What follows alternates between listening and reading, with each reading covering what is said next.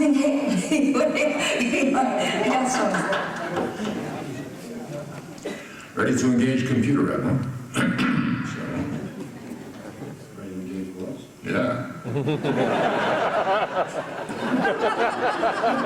Now, we'll get this right. Admiral, I am receiving hail. All right, let's do our job and get out of here. Our own world is waiting for us to save it.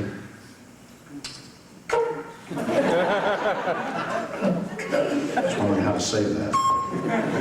Admiral, I am receiving hailstorms.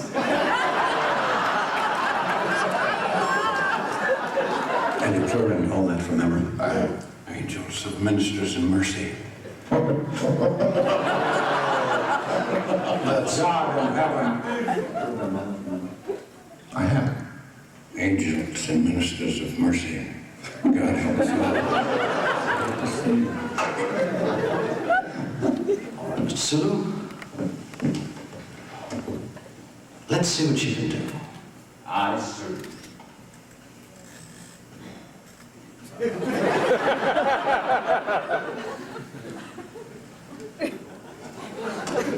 Get your hand off my leg.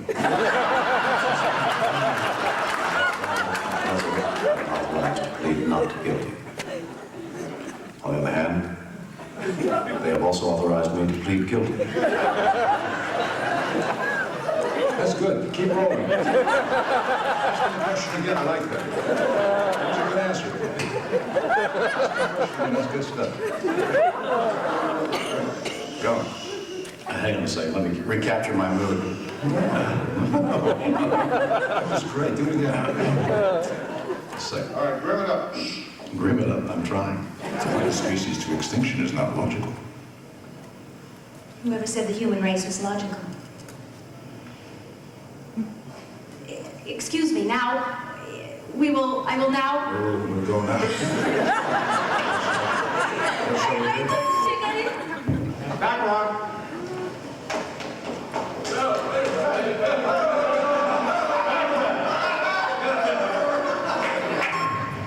I believe that I can juxtapose our coordinates on this region, thereby locating our destination, which lies at 283. I think we'll find what we're looking for at the Cetacean Institute in Sausalito. Pair of humpback nails. Nail? Yes. Got a thing around here. Got George Gracie.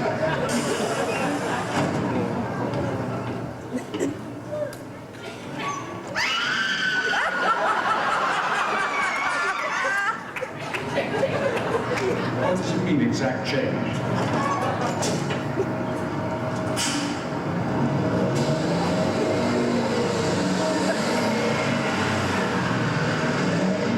You don't know what the answer to how to fix these things, make these things work correctly? In this your native land? You're not from here? I come here, but I don't go here. You don't come here often. I like this place. But I don't come. I can tell because you don't know how to use the buses either. What does it mean, exact change? I'm trying to think of a good answer there. The film is going to the camera and it's giving me this sense of anxiety. Doesn't know what it means, exact I'd change. like to tell you. Exact change means a coin in the hand. It's worth two in the box. Taxi! Guessing is not in my nature, Doctor. Well, nobody's perfect.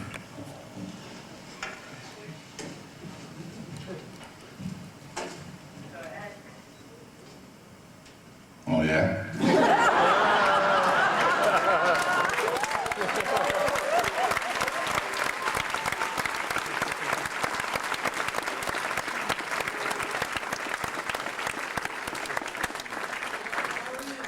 We had a very good time, as you can tell, making this movie. I directed Star Trek 3, and when I was finished, they called me and said, we'd like you to make another one. And from that moment to the moment the picture opened was about 2 years. That's a typical time period for, at that time anyway, for a special effects movie. It's a long, complicated process. And the first thing that we had to deal with was deciding on a story. I was reading a book at the time called Biophilia by a Harvard biologist named Wilson, who was writing that very soon in the near future, within a few years, we would be losing as many as 10,000 species per year off this planet. And many of them having been even unrecorded. We wouldn't even have discovered them. They'd be extinct. And I became curious about this process of evolution and the loss of these species. There is a concept that refers to some species as being keystone species. The idea being that you can build a house of cards very carefully, putting cards on top of each other and building them up higher and higher.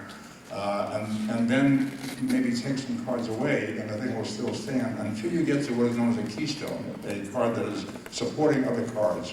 When you pull one of those, it will begin to collapse. And there are some species that are considered keystone species, that if they're gone, that the entire chain of command, if you will, begin to collapse. Certain kinds of plants, certain kinds of animals could be damaging to others if they were gone. So I began to look for ways to incorporate that idea into a Star Trek story for the making of Star Trek 4. And having talked about a lot of endangered species, I came upon the idea of the humpback whales, which had always been of fascination to me. The tremendous size of them, the tremendous power of them, and particularly the whale song that probably most of you are familiar with, the sounds that they make. We don't know why they do it. We still don't know why they do it. They make these amazing groups of sounds. There are clicks and groans and moans in a collection that's called whale song. And it's called whale song because it has a beginning, middle, and end. And it changes from time to time. It lasts maybe 2 or 3 minutes. Then they start doing the thing over again, the same song, the same repetition of the clicks and groans and moans. And from time to time it changes. And once it changes, they don't go back to the other. And when they do sing this song, it passes from pack to pack of humpback whales around the world. So scientists tell me that if there are whales in one part of the planet singing a particular song, and you take the song from whales on an entirely different ocean, another part of the planet, and match them, they will match up perfectly. They pass this song to pack to each other. We don't know whether it's navigational. We don't know whether it's territorial. We don't know whether it's a mating call. We really don't know what it's about. It's a mystery to us. And I was intrigued with that, and I thought it would be interesting. At the time, humpback whales were in danger of extinction. Now we have brought them back plentifully for the time being. I hear again that some of these Scandinavian countries are beginning to hunt whales again, just recently, where they have already stopped doing that, beginning to hunt them again, hopefully not to extinction. In any case, I became curious about the possibility of using whales in a Star Trek movie and the potential extinction of whales. What would happen in the 23rd century, the time of Star Trek, if during our time, the 20th century, we had hunted humpback whales to extinction and we discovered that they were a keystone species? That something terribly wrong is happening to the planet and we don't know why it is, and the fact is it's because the whales are gone.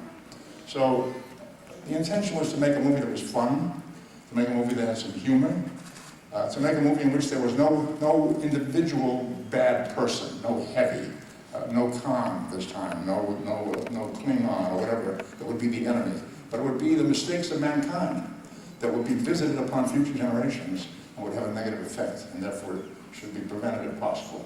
And that was the beginning of the story of the making of Star Trek 4. Now, it became questionable as to whether or not we'd be able to make the film because we needed, of course, to have great footage of humpbacks. And at that time, we spent a lot of time in the projection room looking at film that had been shot of humpback whales up to that period, including a lot of Cousteau's work. And we discovered that there were no real good close-ups of humpback whales. There were attempts, there were photographers in scuba gear underwater in humpback territory, where they would be approaching the camera, and then just about the time the film would become useful, where you could see the humpbacks pretty close, they became conscious of something out front, and they turned right or left or 180 degrees and swam away. So we couldn't get the footage. It was necessary to create it, and we had to put together some very And you can't get people to do that job. So let's take a look at some video about how that process worked out, okay? How it was done. Let's look at this. We'll pause. This is, hold the tape, hold the tape. Hold the tape, I'm sorry. I told you, I gave you the wrong information. You need to rewind it. They asked me if it was queued up, and I said, yes, it's all rewound. And I lied. Rewind it. We're waiting until you're ready. Do I? Well, can I lie? I exaggerated.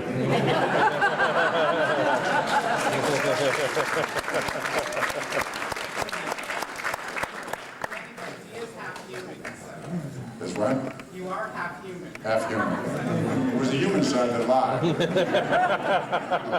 You ready? Okay, let's do it. I'm sorry, it's my mistake.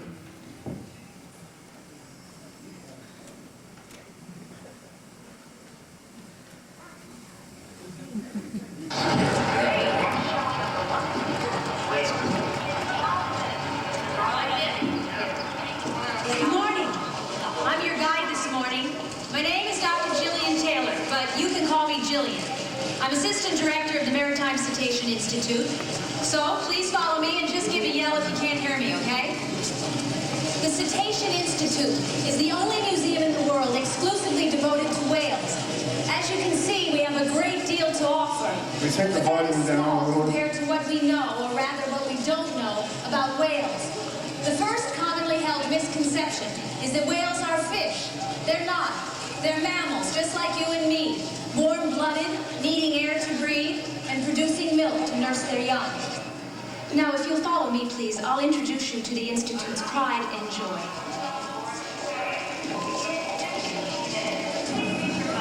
Okay, let's hold the tape here. Pause, please. Can you pause and show picture? No, don't turn the lights on. Can you pause and show picture? Excellent, excellent, thank you. Okay. We are filming at the Monterey Aquarium in Monterey, California. The buildings that you see across the center and down on the right side and all this walkway are actually there in Monterey. This section is not. This is a special effects image that's built in here. And this is, at Monterey, this is an empty grotto. All that's in there is rocks. We created this false-looking, not false-looking, excuse me. Hopefully this real-looking but false tanks, so that we can show you the whales in the tank. And obviously there are no humpback whales at Monterey Aquarium. In the background, you see San Francisco, although from the Monterey Aquarium you cannot see San Francisco. San Francisco was put in by the special effects people at the Industrial Light and Magic, George Lucas's company, and the clouds as well. So let's move on and we'll see how this plays out. Move on, please. This is the largest seawater tank. Okay, here we're back at Monterey. It contains the only two Hold this, please. Pause here. This is a set that was built at Paramount Studios in the parking lot. The railing and the back wall are exact duplicates of what is built at Monterey. Our production designers went to Monterey, took all photographs and measurements, and then recreated just this section so that we could get these shots. The water here is a tank that was dug in the parking lot at Paramount in Hollywood. You'll see the process of that being built. And the whales we'll talk about. Let's move forward, please.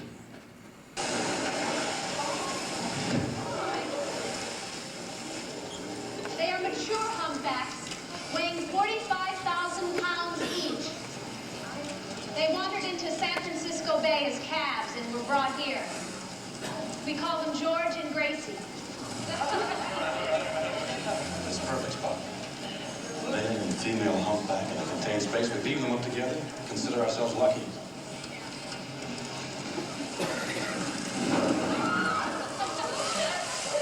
Beautiful, aren't they? And extremely intelligent. Now, if you'll follow me, please.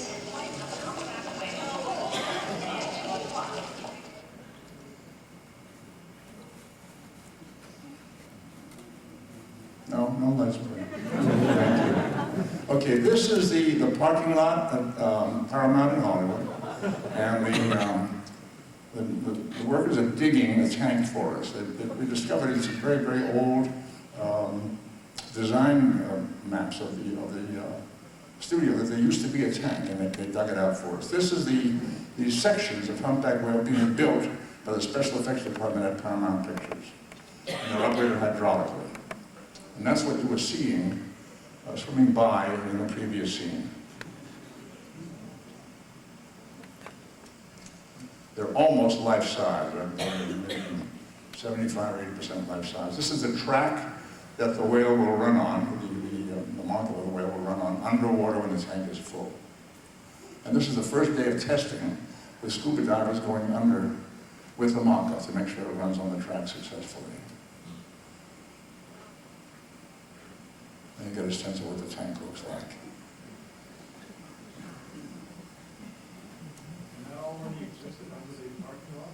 No, hold the tape, please. Hold the tape. I'm not explaining it successfully. All that existed was a tank. I mean, there was a tank under there, and they dug it out to create the space. And then they built in the track and all the other equipment necessary to do this work. These are highly skilled technicians, very hard at work, not fooling around. Okay, highly paid as a matter of fact. Let's go forward.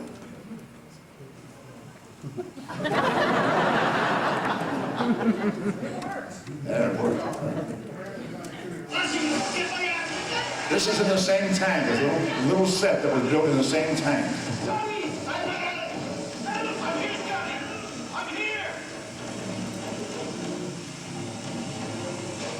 Here comes our hero.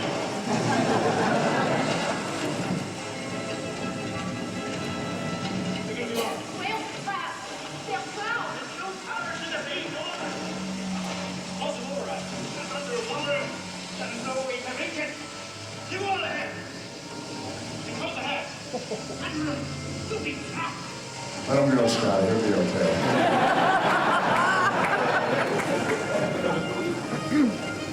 This is all in that same tank, in front of a blue sky background.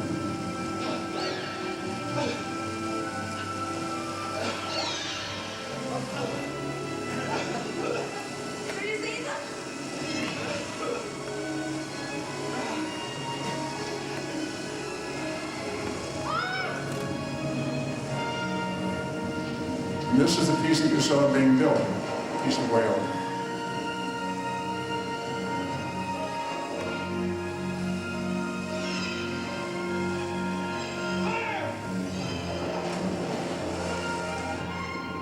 This is something else. We'll talk about it shortly. And this is actual humpback whale footage shot off of the coast of Hawaii. One of the very few pieces of actual footage that we use in the film.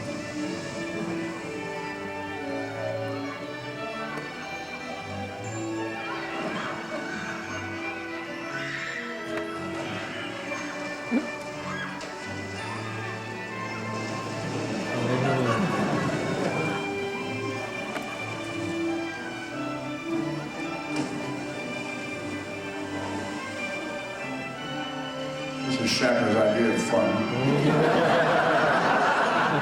Get Spock in the water. This is the way the storm was created. Lightning machine, wind machine, fog, and rain. One of the most difficult things about shooting the scene was the water was being driven at us with such a force that being hit by those raindrops felt like being stung by needles. This is a water mover to create the waves. The crew on dry land.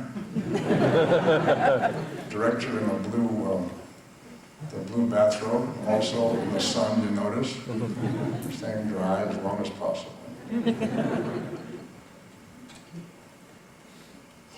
And now, here's a much better way to This is below ground level at the Monterey Aquarium. Actual footage. And hold it here, please. Okay. This is a very complex special effects shot. The footage of the people were shot on a soundstage in Marin County in Northern California. There is no tank, there are no whales, obviously. All they're looking at is a blank screen. The industrial and magic people then created this footage of the whales, and they put in these vertical pieces to make it look like they're panes of glass.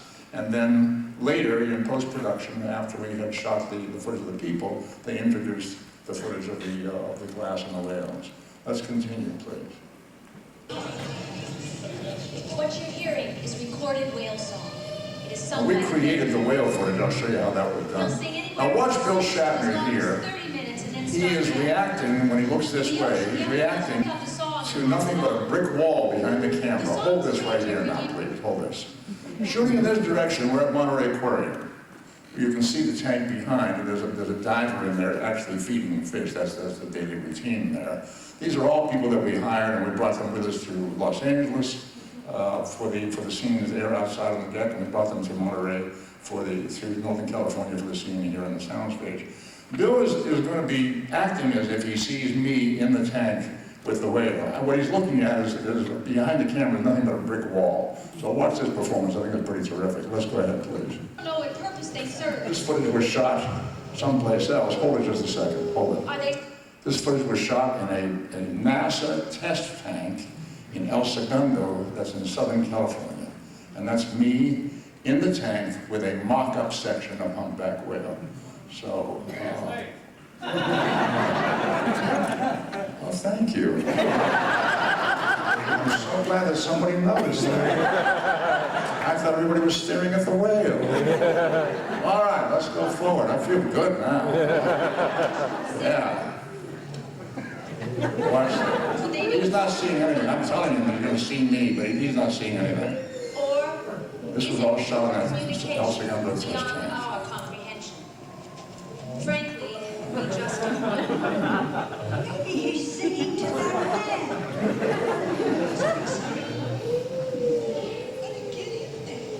What the hell?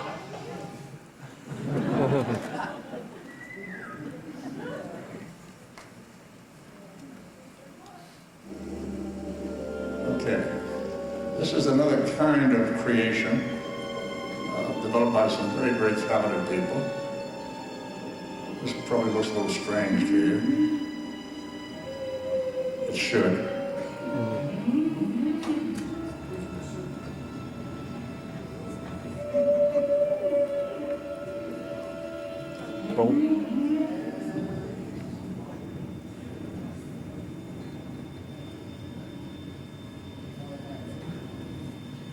Get ready to pause it right here. Okay.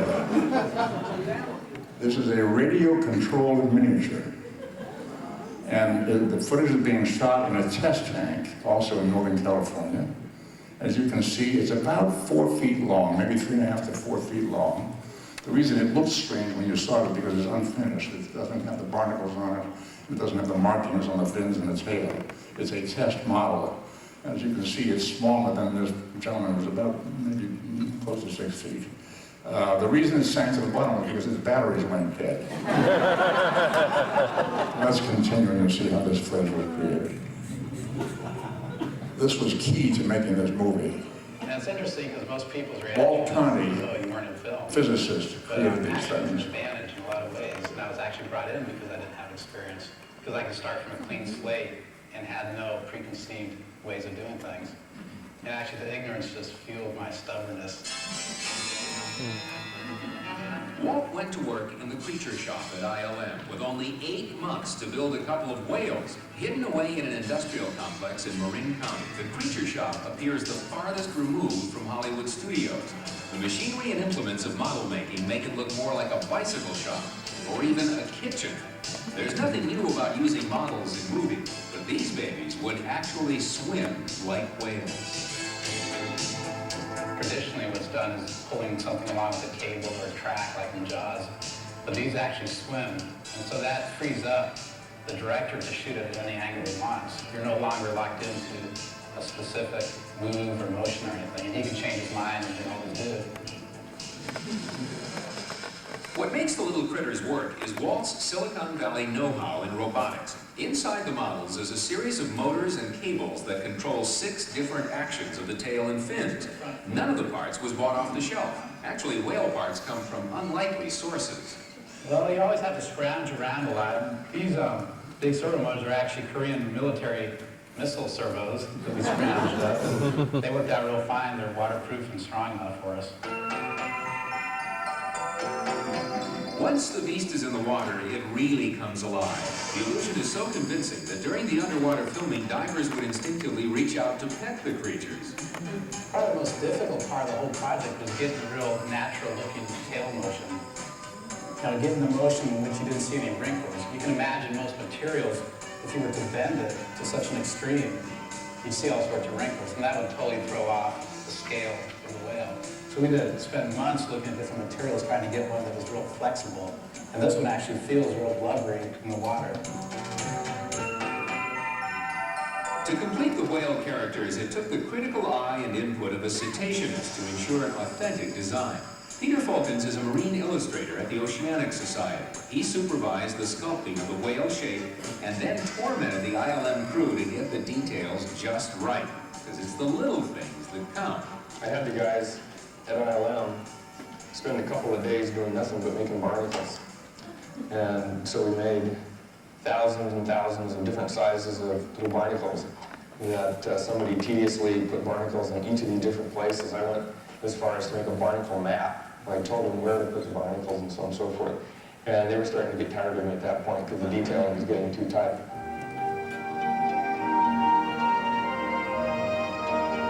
During this demonstration at Steinhardt Aquarium, one of the seals took more than a passing interest in everything. Seeing the whales takes on a whole new meaning.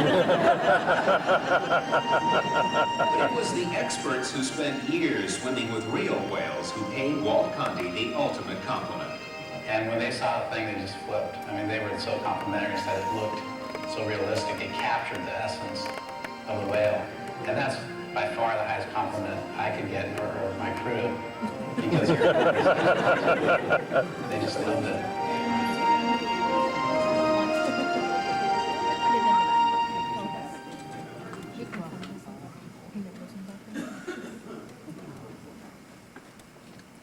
Again, this is actual footage.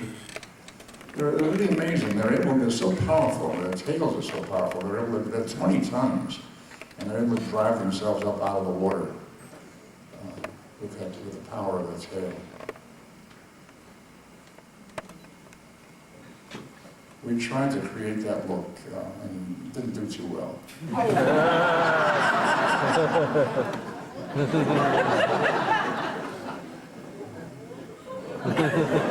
The water looks pretty good, but the whale looks awful. Okay, that's the end of the tape. Thank you.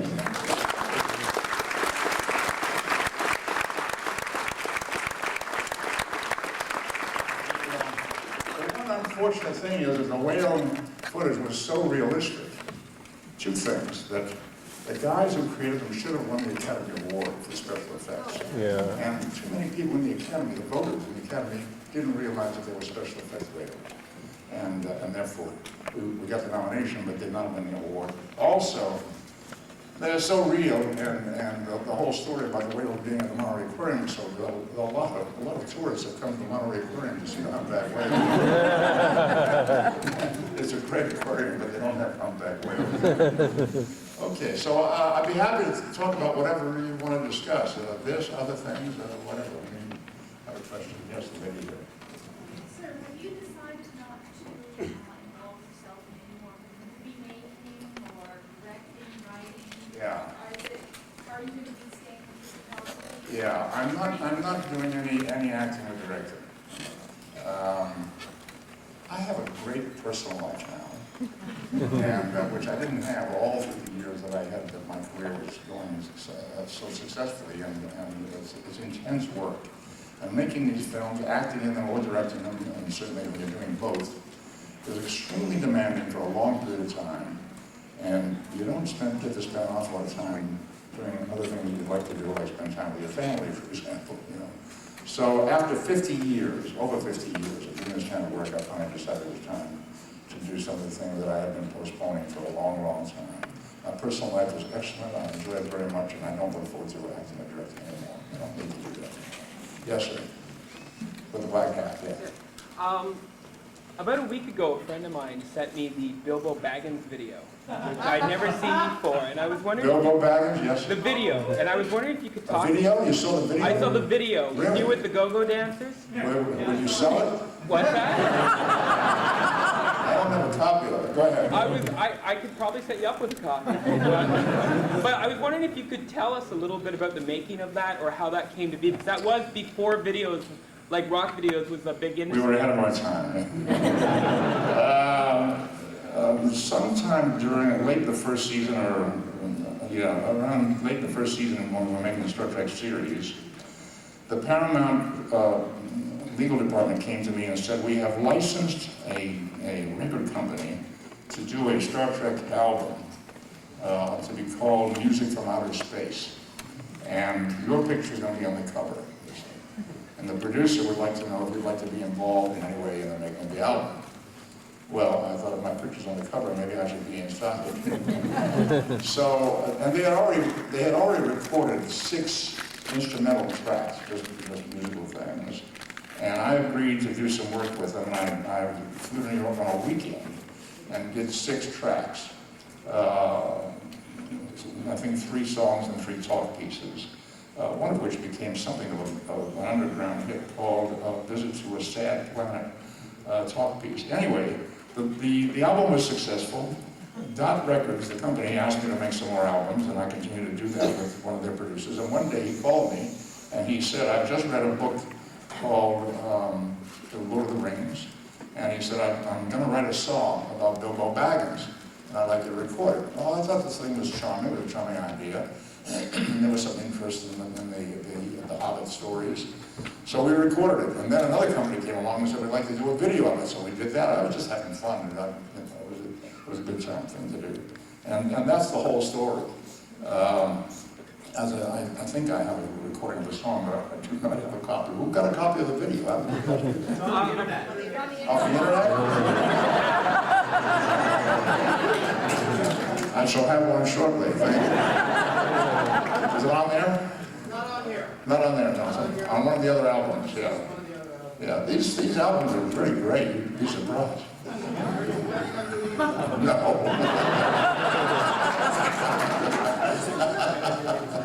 There's some good stuff there. Yeah, there's some good stuff. Yes, sir, with a great shirt, yeah. We hear so much about Gene Roddenberry. He's gone. What did you have to reflect? I had a very complicated relationship with Gene. It was like a father-son relationship. There were times when I loved him and times I couldn't stand him. You know, and he the same with me, I'm sure. He hired me, which was a brilliant move on his part. He had a great concept. He really had a great vision for Star Trek. And he had a great idea for Spock. The most important thing that he gave me was that Spock would be half human, half Vulcan, would have this internal life, which is a tremendous asset to an actor working on a character, to know that the character has this internal process going on. So he's not just a two-dimensional idea. And there were interesting stories that could be written about the fact that Spock was having this personal struggle between the logic and the emotional side of himself.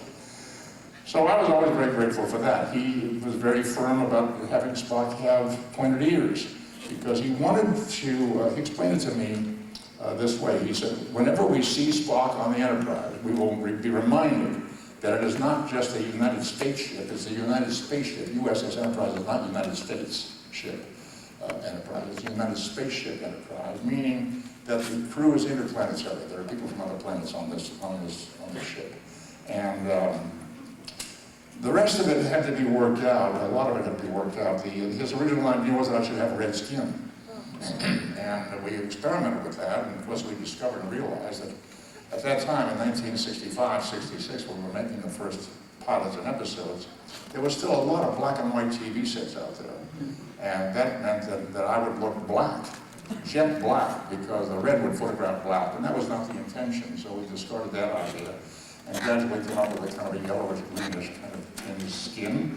And we developed the the haircut, and my makeup man and I developed the eyebrows, which were rather difficult to do. I had to shave most of my own eyebrows off, and then he would have to lay hair each morning to create the upward sweep of the eyebrows, which took as long as putting the ears on. People thought the ears were a big deal, and they were, but the eyebrows took just as long. So I was in the makeup chair for about 2 hours each morning, hour and a half to 2 hours every morning. When I was directing, that meant that I had to be, if I had to be to work as a director at 7 o'clock in the morning, I was in the makeup chair at 5 to get my makeup done by 7 so I could start doing work as a director.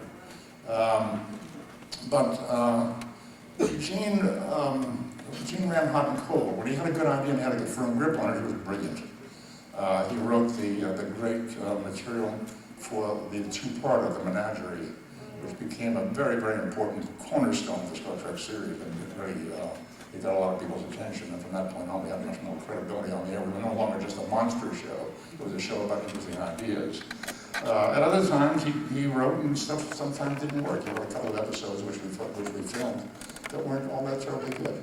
But so he was human. He put his pants on one leg at a time. But he was a great visionary. Yes, sir. I was wondering if you would share your favorite DeForest Kelley story. Well, my friend Bill Shatner is a very mean guy. And I don't know if you've ever heard this story, but he used to tease Dee a lot. And on a movie or TV set, there's always what they call, I don't know why they call it this, they call it a craft service table. It's a table that keeps food going all day long, from the time you arrive in the morning to the time you leave. So anytime you get hungry, you can snack. There's all kinds of fruits and toast and bread and muffins and jams and peanut butter and coffee and tea and bananas, apples, or cookies, candy, whatever you might request, they'll have for you, so during the course of the day, you shouldn't go hungry. Dee was in the habit every morning of coming in and immediately getting himself an English muffin and cutting it in half, putting it in the toaster, and then he would, when it was done, he would butter it and have it with his coffee first thing every morning, and Bill became aware of this. So one day, he asked somebody to help him to play a trick on Dee. Dee put the thing in the toaster, and he had this friend of his say, Dee, we have to talk to you about something over here, and took him away. When the muffins popped up, Shatner took them out of the toaster and ate them. Kelly came back and studied the toaster for a moment. And sort of began to wonder if he was losing his mind. So I thought I put muffins in there. Maybe I just multitasking. And so he did it again. Put the muffins in there, and again, somebody distracted him. While I was distracted, the muffins popped. Shatner ate them. Dee finally caught on and was very, very angry. Because he really thought he was losing his mind. And I said, Dee, you shouldn't worry about it, because if you stand the two of you side by side, it's easy to see who ate the muffins.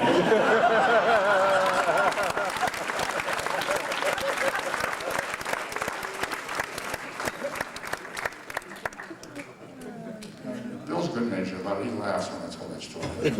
But I think he'd rather I didn't tell it. Yes, you're on front row. I'm glad you're here. Thank you. I just want to come to the photography school. Well, I got your book. Thank you. As a photographer myself, you know what it's like when you take the perfect picture and how it feels when you get the actual perfect picture. You know what it feels like. Yeah. I took a perfect picture of myself. You took a perfect picture. Good for you. Oh, okay. I accept perfect pictures, sure. Thank you. Wow, that's very beautiful. Okay, I don't know if you can see this, but it really is a very beautiful picture. Thank you. Well, I appreciate it. Thank you very much. Thank you.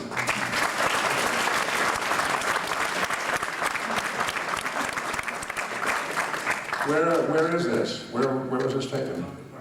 Which part? And what time of day? At dawn. 5 in the morning. I woke up, saw that, and I'm like, You're very dedicated to be out there at 5 a.m. I'm sure you're fishing right after. Well done, thank you. Very good. You don't print it yourself, do you? Sorry? Did you make the print? Yes. You did make the print. Good for you. Okay. Okay, so you work in a dark room. You enjoy being alone and where it's dark and quiet? Because I do. I spend hours in it.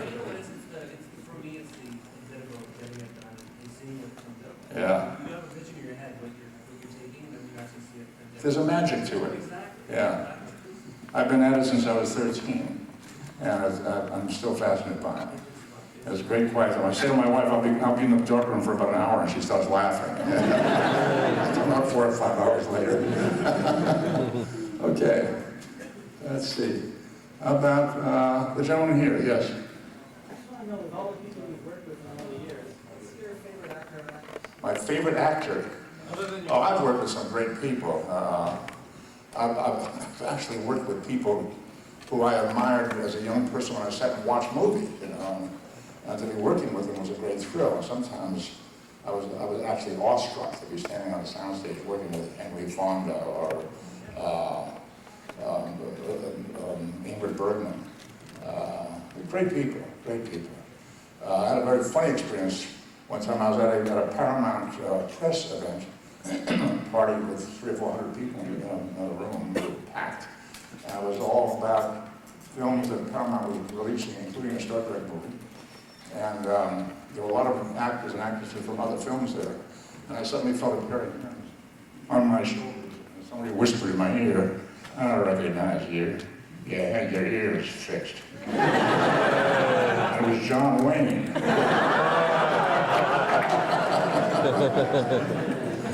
Great thrill. But I've had some great times. I worked with Yul Brynner in a picture called Capo. But I think maybe Ingrid Bergman was, because Casablanca may be my favorite all-time movie, and to work with Bergman in a TV movie called A Woman Called Golda, about Golda Meir, was a very, very special experience, very special. Yes, sir? But I drew of you back in the 60s. Oh, really? I don't know if I want to see that. The original was done in, in pastels. Yeah, okay. And it got me through grade 7 and 8 in 1 year because of this picture. Grade 7 and 8 in 1 year. They saw this and they just passed you right through. I'm glad I was helpful. Okay. Thank you for showing me that. I appreciate it. It was colored the greenish tint because I didn't have a color TV back then, right? And no, I waited till Bones called you your green-blooded Vulcan. The next day I colored it green. Good for you. Okay, thank you. Thank you.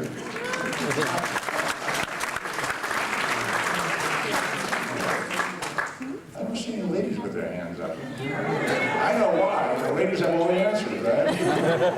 Yes, go ahead. What was the inspiration for you to do mind meld with Lone Shadow? Oh, he asked me. Bill came to me one day and said, "We'd like to do this conversation between the two of us, rather frank, talking about some personal things that we knew about each other but had never talked about in public." And I said, "Okay." I said, let's do that. We did it in my backyard. Had a wonderful conversation. I like Bill a lot. We're very good friends, and we see each other periodically for dinner. The four of us, he with his wife and I with mine. I've seen him go through some very tough times. I've seen him go through some wonderful times. And he's the same with me, I'm sure. We get along very, very well, and we're very close. So it was really fun to do that. I hope you enjoyed it. Yeah, good. Thank you. Yes, back here, the lady. Yeah. What is your favorite Star Trek episode, and what is your least favorite Star Trek episode? Least favorite, fortunately, I've forgotten the title of it. Spock's Brain, that's right. That's exactly right. That's the one that made me think maybe we should quit doing these things. I really did, I swear. I really did. It was in the 3rd season, we were doing some scripts that were really so uncomfortable to do. They were just so outrageously, just outrageous. And frankly, when we finished making the third season, at the end of the third season, I thought, if it's going to continue this way, we're better off not doing any more shows, because overall, we have done some terrific work. And I thought better to let it go at that rather than keep doing these turkeys and destroy our reputation. You know, I wasn't proud of it. The favorites, I've written about it. I did a book called I'm Not Spock, and I wrote about favorite episodes. The Menagerie I mentioned was a great two-parter. City on the Edge of Forever, Others in the script was excellent, excellent script. A Mock Time was a beautiful script by Theodore Sturgeon. You probably remember Spock was in heat. Happens once every 7 years. But well worth waiting for. Really was. It was a wonderful script. And the words "live long and prosper" were spoken in that script for the very first time. And this was introduced in that episode for the very first time. So it was a very important episode for Spock, certainly, and I think for Star Trek.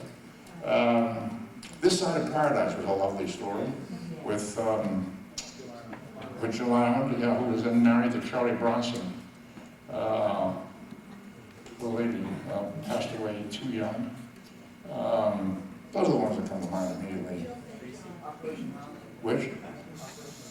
Annihilate? Yeah, okay. That's one of your favorites? Okay. Yes, sir. I always wanted to ask you, Star Trek 3, if you were inspired by the story of Orpheus, the Greek lover who went to rescue his love from hell. Yeah. And I always wanted to ask you if that was kind of what you had in mind. You're right. It is Grecian in its construction, you know, descending into a hellish atmosphere to save a loved one or a friend. I was really interested in the idea of the loyalty of this crew to each other, the friendship and loyalty that would cause them to put their careers on the line and their lives on the line, to go back in the hopes of saving Spock, which they weren't sure they could do. I was trying to make an operatic movie.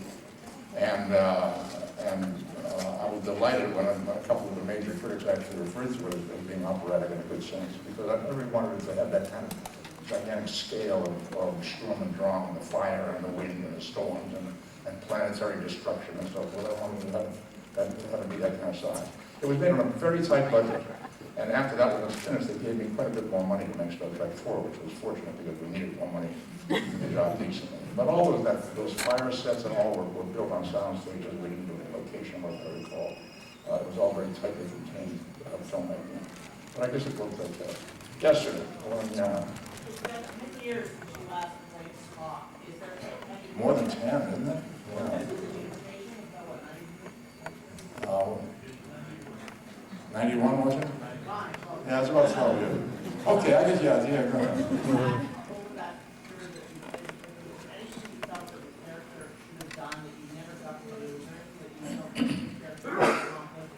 I don't know. I don't have any hidden desire or unfulfilled desire as Spock was concerned. I had this really interesting, strange experience with Bill in a scene in Star Trek 6 where Spock is in a kind of a moody condition and says something to Kirk about, is it possible we've outlived our usefulness? And when we did the scene, I remember distinctly suddenly feeling that I was talking to him as Nimoy and Shatner, that we outlived our usefulness. You know? And I began to come, at that moment, I began to come to grips with the idea that two things were happening. One, that we were finishing, Bill and I were finishing pretty much with Star Trek. He went on and did the next film as well, and I did not. I was finishing, and he was almost finished.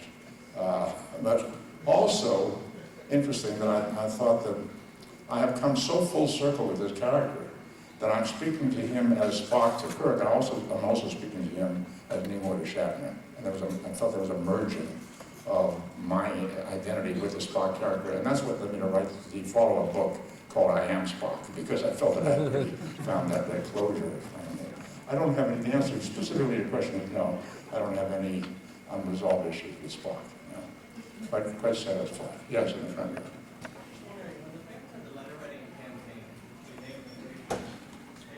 Yeah. Oh, yeah. Yeah. Oh, it was great. It was very exciting.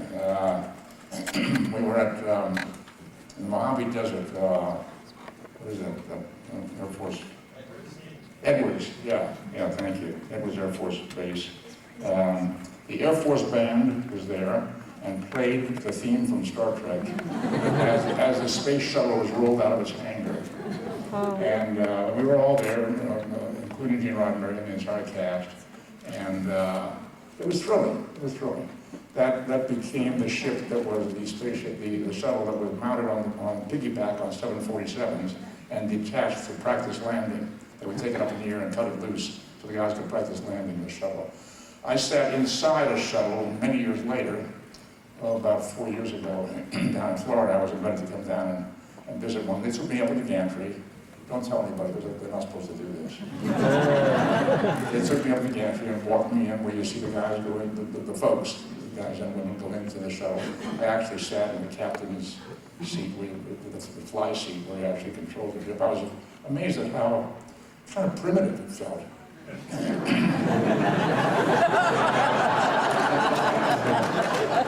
I mean, there were wheels that you had to turn and things that you had to push and pull, and almost like flying an airplane. But it was quite a thrill, quite a thrill. Yes, back here. Yeah. Okay, a question off the topic of Star Trek. You're multitasking. You're filming me as you speak. Do you carry that around in front of your face all the time? Did you enjoy doing voice acting for series such as Simpsons and Transformers? Yeah. Voice work is a lot of fun. It's also much less demanding, as you can imagine. You can go in the studio and dressed any way you want to, looking any way you want to. You don't have to worry about how you look. And you can have fun exploring the material, and often they're very talented people that are putting these things together. The Simpsons are done by some very bright and funny and talented people. I enjoy working for them right now. I guess I've done 2 times or 3 times, I'm not sure. 2 or 3 times. Just because I enjoy it. Yeah. Yes, standing by the door. Yes, I was just wondering when you did your guest appearances in Star Trek Next Generation, what your feelings were going back to Paramount and filming a series as opposed to a movie, and a new crew. Well, for one thing, I was jealous. But I was jealous of perhaps not what you expect. I was jealous of the fact that they had a lot more money to work with and a lot more time than we did when we were making the series. Our series production schedule was very tight. The budgets were very skimpy. That's why the rocks often moved when we walked by. We were on a very, very tight schedule. At a particular hour, when they felt that we had used up the day's money, they literally turned off the power. This would be in the middle of a scene, and they turned off the power and okay, it's a wrap, go home. Frustrating at times. Those folks had a lot more money and a lot more time, so I enjoyed being on a set that was a little bit more relaxed, and we could do a little bit more exploring, but they certainly could. I wasn't involved that much. It was also kind of fun. It's fun that I have 5 grandchildren. And I have to spend years with my grandchildren come to visit me. I feel like, gee, this is something that started with us, and now it's going on, and it's going on in a very healthy and productive and creative way, and it felt good to be there. I enjoyed doing it. Let's take 1 or 2 more questions, then I have to. Yes? Okay, I had just seen the episode of Futurama where no fan has gone before. I was just wondering, is Bill Shatner really like that? How he was on the series? Is he like what? I was like very arrogant about himself. Is he pretty arrogant? Yeah. I'm going to have to tell him you said that. I will. What's your name?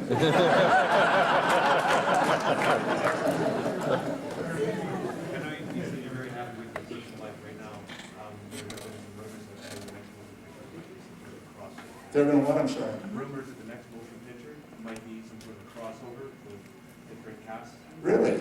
And who started that rumor? How do these rumors get started? I was wondering if I haven't heard anything about this. I don't think they can afford me. No,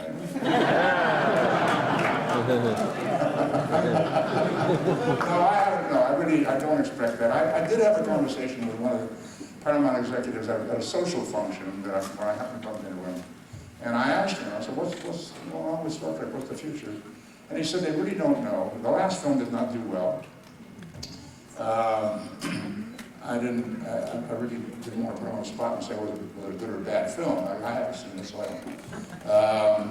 What he said was they're trying to evaluate whether it was the quality of the movie, the timing of the release, or the plethora, quantity of Star Trek available in all the TV series and all the movies that finally maybe they had overdone it. And maybe Star Trek needed a rest for an extra year or two between films. Those are the questions that Paramount was struggling with as of about 2 months ago. And that's the latest I know. I really don't have any other news for you. I certainly haven't heard anything about a crossover film. Let me just say that, I have to go now. Yeah.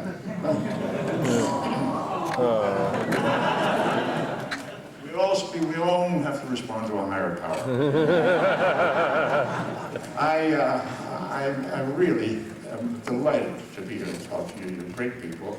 I'm glad that we could spend this time together, and I appreciate the support that we've had from folks, you and folks like you, for the last 35 years, 37 years. Good morning,